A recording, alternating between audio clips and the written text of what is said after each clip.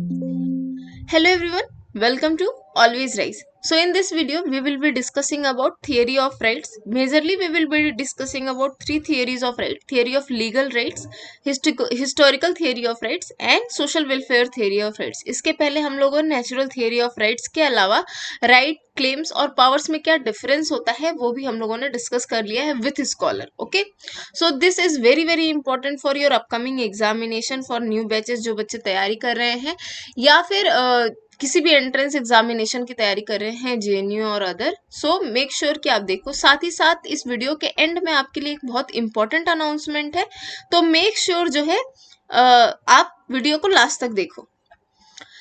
और इससे पहले एक अनाउंसमेंट है आपके लिए कि PYQ सीरीज जो है रिसर्च एप्टीट्यूड के लिए शुरू हो चुकी है और ये जो है आपका 20 दिसंबर से शुरू हुआ है. डेली 7:30 बजे शाम को जो है ये सीरीज होती है.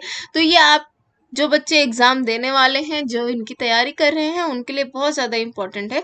तो मेक श्योर आप तलवीर सर की इस क्लास को अटेंड करो. उसके लिए जो है कोड आपको यूज़ करना है साकरीन NTA, जो बच्चे नए हैं अगर आप यूज़ कर रहे हो तो. साथ ही अगर आप प्लस या आइकॉनिक का सब्सक्रिप्शन ले रहे हो then also you have to use this code साकरीन NTA टू गेट 10% का discount. So this code is very very important for you. साकरीन मैम आप लोगों को ज्योग्राफी पढ़ाती हैं, तो मेक श्योर जो है अनअकैडमी पर आप जाकर उनकी क्लासेस देखो. तो चलिए we should start theory of legal rights. तो जैसा कि हमने आपको पहले ही बताया था कि अगर आप सिर्फ नाम से जाओगे ना लीगल राइट्स, तो लीगल जो है वो राइट कभी भी कब बनता है जब आपका एग्जीक्यूटिव या फिर हम जिसको स्टेट बोलते हैं वो क्या करे, इन राइट्स को इन्फोर्स करने के लिए मान्यता दे दे. ठीक है, तो ये होता है आपकी लीगल राइट्स जो कि रिकॉग्नाइज्ड बाय स्टेट हो. ठीक है, तो द आइडियलिस्ट थियोरी ऑफ जो राइट है आपकी, जो एक तरीके से बोलती है कि जो आपके राइट्स हैं, ठीक है, वो राइट्स हैं जो कि आपकी स्टेट प्रोवाइड कराती है, तो वही एक तरीके से इसी को हम थियरी ऑफ लीगल राइट्स भी बोलते हैं. आपके लिए इंपॉर्टेंट क्या है कि इसके एडवोकेट कौन कौन है, तो this is very important. Bentham, Hegel and Austin are the advocates of theory of legal rights. Very very important, इस चीज को ध्यान में रखना और इसी तरीके से आपको आगे सारी चीजों को पढ़ना है. ये एक तरीके से आपके नोट्स हैं.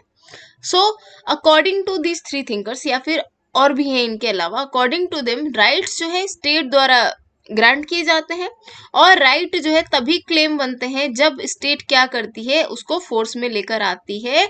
यानी स्टेट जो है एक बहुत इंपॉर्टेंट रोल है आपका प्ले करने वाली थियरी ऑफ लीगल राइट्स में, because it is recognising the rights of the people. Okay, now what are the feature.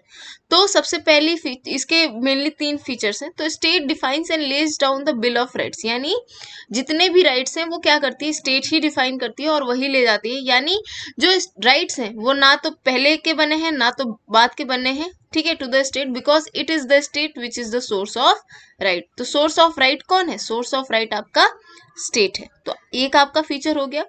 दूसरा जो है स्टेट ही आपके एक लीगल फ्रेमवर्क तैयार करेगी. वो लीगल फ्रेमवर्क आपका जैसे कि फंडामेंटल राइट्स हैं, ठीक है, सो वो जो लीगल फ्रेमवर्क है वो स्टेट ही तैयार करेगी, जिसके द्वारा आपके राइट को क्या कर दिया जाएगा, गारंटी किया जाएगा. और ये स्टेट ही है जो उसको एनफोर्स करेगी, जिससे कि आप राइट को एंजॉय कर पाओ. ठीक है, एंड थर्ड कि जो भी लॉ किसी भी राइट को बनाता है उसको सस्टेन करता है और जब तक स्टेट चाहती है वो राइट रह सकता है. और इसका जो भी राइट है वो आपका सब्जेक्ट टू चेंज है, मतलब इट इज नॉट परमानेंट. जैसे कि fundamental rights are not absolute in nature, not absolute in nature in India. ठीक है, इसका मतलब है कि कुछ रीजनेबल रिस्ट्रिक्शन भी हो सकते हैं. इसके साथ ही जो है इसमें बहुत सारी चीजें आपकी ऐड भी होती रहती हैं, जैसे कि right to privacy has come under article 21, that is right to life and liberty. तो ये क्या हुआ, कुछ कुछ राइट्स आपके एडिशन भी हो रहे हैं और हो सकता है कुछ राइट्स पे आपको रीजनेबल रिस्ट्रिक्शन भी लगा दिया जाए. तो ये जो आपके राइट्स हैं वो लॉ क्या करेगा, बार बार चेंज भी कर सकते हैं और उसका जो कंटेंट भी है वो भी चेंज कर सकते हैं और उस पर रिस्ट्रिक्शन भी लगा सकते हैं. तो ये 3 मेन फीचर हैं जो कि थियरी ऑफ लीगल राइट्स के हैं. Next come historical theory of right. तो अगर आपसे बोला जाए प्रिस्क्रिप्टिव थियरी ऑफ राइट्स या फिर हिस्टोरिकल थियरी ऑफ राइट, तो आपको कंफ्यूज नहीं होना है, दोनों ही जो है सेम है। अब इसका क्या मतलब हुआ? हिस्टोरिकल का मतलब है कि वो राइट्स जो कि आपकी हिस्टोरिकली चलती आ रही हैं, जो कि बहुत लॉन्ग हिस्टोरिकल प्रोसेस से जो है लोग उसको एंजॉय करते आ रहे हैं और उसको क्या कर दिया है, वो एक राइट में बन गया है। तो ये जो राइट है वो आपको बोलता है कि जो स्टेट भी है हमारा, ठीक है, वो भी क्या है, एक लॉन्ग हिस्टोरिकल प्रोसेस से बना हुआ है। और ये जो हमारे लॉन्ग हिस्टोरिकल प्रोसेस हैं, ये किस तरीके से आते हैं? ये आते हैं फ्रॉम ट्रेडिशन एंड कस्टम, यानी जो भी हमारे राइट्स हैं वो हमारे ट्रेडिशन और कस्टम से मिलकर बने हैं। ये जो है एक लॉन्ग प्रोसेस आज चला आता रहा है, उसके थ्रू जो है हम अपने राइट्स को एंजॉय करते हैं। इसके मेजर एडवोकेट कौन है? तो very very important, Edmund Burke. He was your conservative thinker, ठीक है। तो ये क्या बोलते हैं कि भाई बहुत समय से अगर कोई भी इंसान जो है किसी राइट को एंजॉय करते आया है कि अनइंटरप्टेबली बहुत लंबे टाइम से, तो वो जो है वो उसका खुद का राइट हो जाता है या फिर उन लोगों का राइट हो जाता है। तो जैसे कि एक प्रॉपर्टी, एक फॉर एग्जांपल सपोज ये एक प्रॉपर्टी है, ठीक है, यहाँ पर जो है ट्राइब्स रहते आ रहे हैं, बहुत टाइम से रहते आ रहे हैं, ठीक है। हो सकता है कि ये पहले किसी और की रही हो, लेकिन अभी बहुत समय से, हजारों सालों से या फिर 100 सालों से, 20 सालों से, एक लॉन्ग पैसेज ऑफ टाइम देख लो, ये लोग रहते आए हैं। तो अब इस जमीन पर, इस पर्टिकुलर जमीन पर इनका राइट हो जाता है, यहाँ के जो लॉज होंगे ये इनके अपने हो जाते हैं। तो ये बोलने की कोशिश करते हैं Edmund Berg. So considered every right is based on the force of long observance.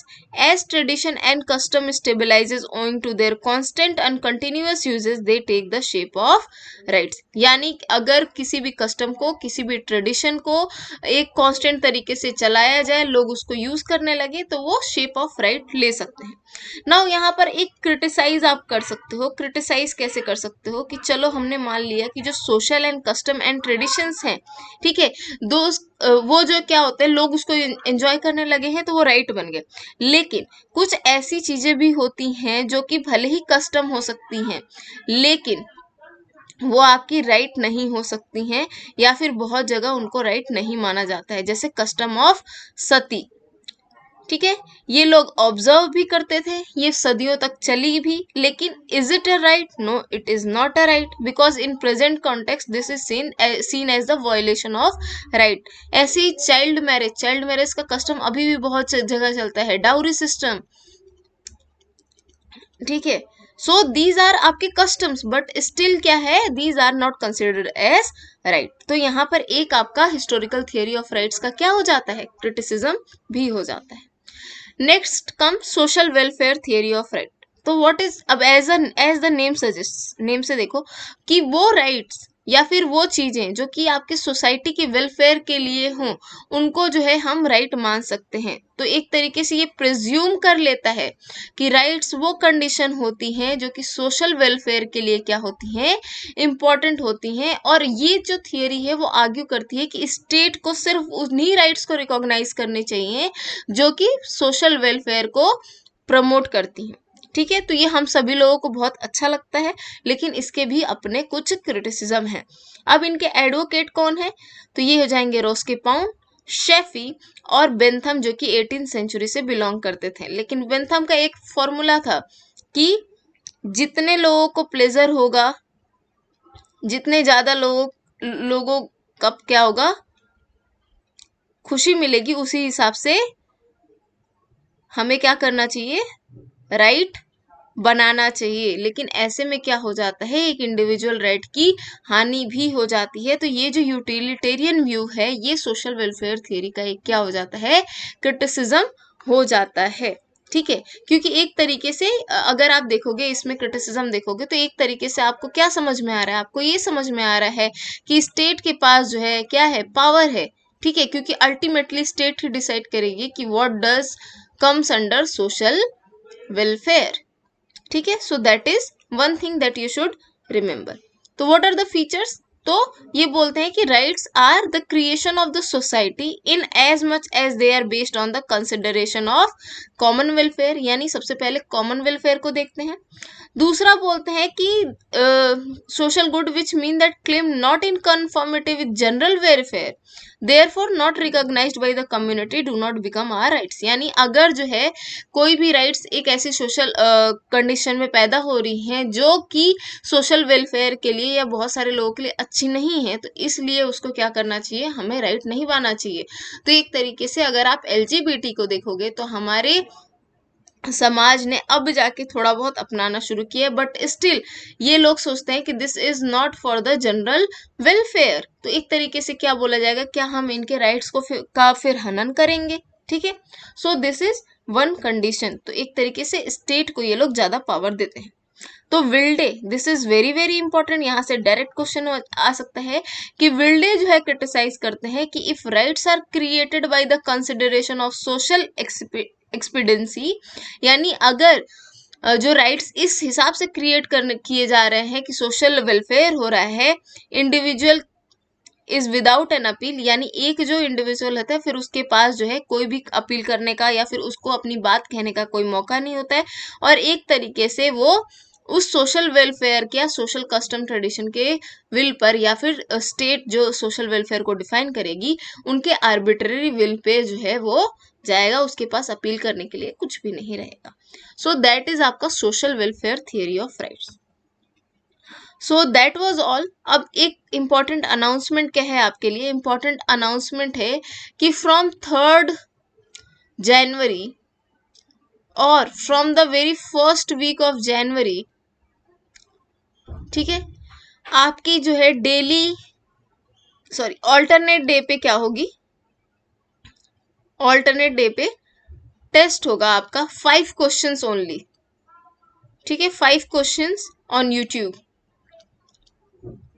5 से हम कभी कभी 10 भी कर सकते हैं, और ये आपके PYQs होंगे, स्पेशल PYQs की शुरू करेंगे हम 2012 से लेके अभी तक के जो भी एग्जाम हो रहे हैं 2021 तक, क्योंकि यू नेवर नो कि अगला जो सेशन है वो मर्ज हो जाए और आपका जो है इस एग्जाम के खत्म होने के बाद फिर से दूसरे जो है आपके एग्जाम की प्रक्रिया शुरू हो जाए। ठीक है, तो रिजल्ट का वेट नहीं करना है। ठीक है, बहुत सारे बच्चों को एग्जाम देने के बाद पता ही होगा कि हाँ उनका क्या होने वाला है।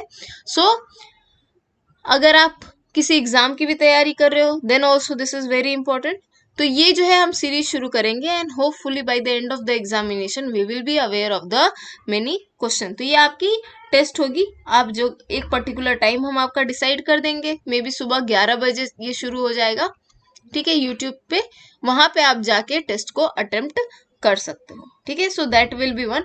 PSIR बाई अंकिता गुप्ता आप ज्वाइन कर लीजिएगा, this is a Telegram group. जो भी कोई भी अपडेट होगी मैं यहीं पे बताऊंगी। और इसके अलावा जो हम लोग फ्री टेस्ट सीरीज आपका शुरू करने वाले थे मॉक टेस्ट, इसका भी फॉर्म जल्द ही आपको मिल जाएगा। साथ में अगर कोई कोर्स होगा उसका भी मॉक वहीं पर मिल जाएगा आपको, तो सारे फॉर्म आपको वहीं पे मिलेंगे। ओके, तो मेक श्योर आप ज्वाइन करो। अगर आप हमसे डायरेक्टली भी कनेक्ट होना चाहते हो तो ज्वाइन कर लो। जो भी स्लाइड्स हैं इसको मैं सबको एक बार क्या करूंगी, सबको एक बार कंपाइल करके एक ही बार दे दूंगी, तो just remind me once. So thank you and all the best. Like करना मत भूलिएगा, आप लोग वीडियोस देखते हो लाइक कम करते हो, तो लाइक करिएगा। Thank you.